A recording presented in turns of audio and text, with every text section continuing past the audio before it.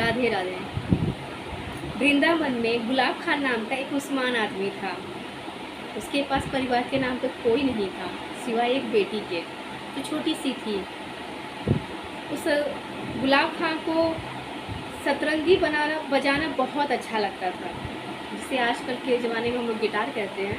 वो सारंगी बहुत बढ़िया बजाता था, जिससे वो मंदिरों में जा कर के भजन कीर्तन में मलीन होता था, सम्मिलित होता था और भक्त उसके बहुत गुणगान गाते थे। उसकी छोटी सी बेटी दिन पर दिन बड़ी होने लगी और लोगों को लगा कि अब बेटी की ब्याह कर देनी चाहिए।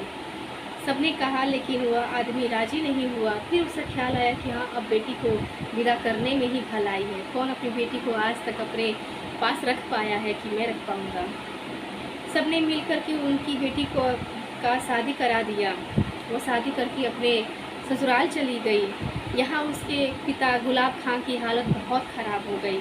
वो हमेशा सोचते रहते थे कि मेरी बेटी मुझे वापस मिल जाए, मेरी बेटी मुझे मेरे पास वापस आ जाए।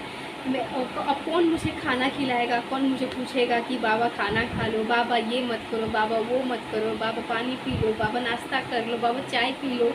अब कौन मुझे कहेगा। वो हमेशा रोता था, उसकी याद में बहुत तड़पता था। जाकर के मिल के भी आया था। बेटी ने बहुत समझाया कि पिताजी यही तो दुनिया की रीत है, आप क्यों इतने दुखी होते हैं, अब यही मेरा घर और संसार है। बेटी की यह बात सुन करके उनको थोड़ा सा दुख हुआ कि बेटी बस समझदार हो गई है, बड़ी हो गई है, लेकिन अब किया भी क्या जा सकता था।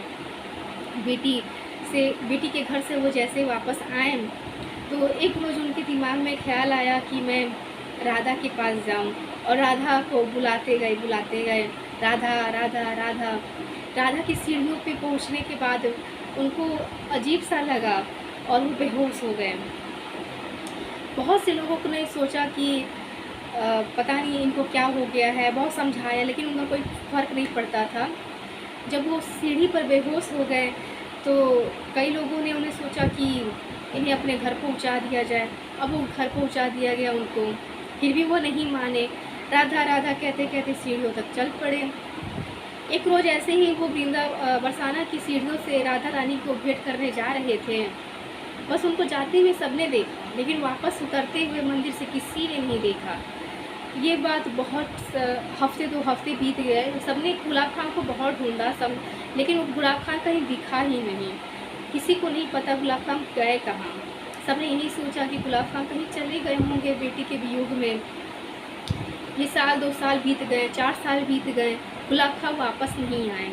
जब गुलाब खान वापस नहीं आए तो सबने उनको मृत घोषित कर दिया। जब मृत घोषित कर दिया तो सबको यही लगा कि अब तो वो चल बसे हैं, उनका कोई अब अस्तित्व है नहीं। एक रोज़ बरसाना के पंडित जी राधा रानी का पट बंद करके सीढ़ियों से नीचे उतर रहे थे। अब जैसे ही वो नीचे उतर रहे थे, कुछ सीढ़ियाँ उतरने के बाद उनको एक आवाज़ सुनाई दी। उन्होंने कहा, उनको किसी ने पुकारा, पंडित जी, गोस्वामी जी। तो पीछे पलट के देखा तो उन्होंने देखा कि ये तो गुलाब खान है। तो गुलाब खान से कहा कि आप यहाँ क्या कर रहे हैं, आपको तो हम बहुत समय से ढूंढ रहे हैं, हमने तो आपको मित्र घोषित कर दिया है, आप थे कहाँ। तब गुलाब खान बताने लगे कि मैं एक रोज़ ऐसे ही बरसाना की सीढ़ियों से पे बहुत रो रहा था, राधा राधा पुकार रहा था, मैं बहुत बेहोश हो गया था उस सीढ़ियों पे। तभी दरवाज़ा खुला, राधा रानी का पट खुला और वहाँ से एक छोटी सी बेटी आई मेरे पास और कहने लगी कि बाबा मुझे सारंगी सुननी है, आपका धुन सुनना है। तो मैंने कहा कि हाँ मैं ज़रूर सुनाऊंगा आपको, और मैं बजाने लगा। वो लड़की धीरे धीरे मंदिर के अंदर प्रवेश करने लगी और पीछे पीछे मैं भी प्रवेश करने लगा। मैं अंदर जा कर के उसको गीत सुनाने लगा और वहीं मैं रहने लगा, राधा के पास में रहने लगा। मैं उसको हर दिन हर रोज़ वही सुनाता था। मैं गोलोक चला गया था और ऐसे ही अचानक अब मैं वापस आ गया हूँ। राधा रानी ने मुझे बहुत समझाया और मुझे वापस भेज दिया। तब सबको ख्याल आया कि प्रेम में जितनी शक्ति है, जो भक्ति में शक्ति है, एक ना एक दिन प्रभु को स्वयं उतर करके आपको दर्शन देना ही पड़ता है। प्रेम से बोलो राधे राधे।